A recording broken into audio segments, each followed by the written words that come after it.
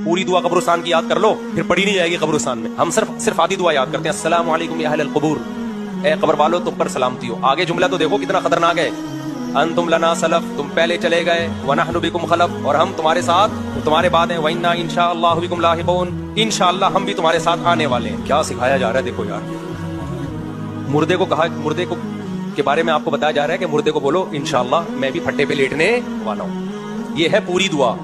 लोग सिर्फ अस्सलामु अलैकुम या अहलल क़ुबूर याद कर लेते हैं और वहां से जवाब आता है वालेकुम अस्सलाम भाई अब्दुल गफूर। कारी साहब का किस्सा सुन लिएगा दोबारा। इन्ना इंशाअल्लाह बिकुम लाहिकून, ये हमें दुआ सिखाई है कब्रिस्तान में जाते हुए, इंशाअल्लाह हम भी तुम्हारे साथ आने वाले हैं, लेटने वाले हैं। कल हमारी भी यहाँ 2-4 कब्रों के बाद इधर की जगह, थोड़े दिन है, ज्यादा टाइम नहीं है मेरे भाई। आप समझ बहुत टाइम है, बहुत टाइम ऐसे गुजर रहा है यार, ऐसे गुजर रहा है। पिछला रमजान, अभी किसी ने बताया रमजान 3-4 महीने में आने वाला है, हालांकि अभी तो गुजरा है। तो जब कब्रिस्तान जाओ, अस्सलामु अलैकुम या अहलल क़ुबूर उर्दू में बोल दिया करो, ऐ कब्र वालों तुम पर अल्लाह की सलामती हो, तुम पहले चले गए, हम थोड़ा अगली ट्रेन से पहुंचना ही चाहते हैं, और इंशाअल्लाह हम तुमसे बहुत जल्द मुलाकात करने वाले हैं। रात को ये दुआ नहीं पढ़ना क्योंकि खौफ ज्यादा होता है, ऐसा ना हो अगले ट्रेन के बजाय अगली बोगी से पहुंच जाओ आप खौफ की वजह से। तो मौत जिंदगी तो कोई ऐसी चीज नहीं है भाई, ये तो नेचुरल है। अल्लाह ने पैदा किया किस काम के लिए? मारने के।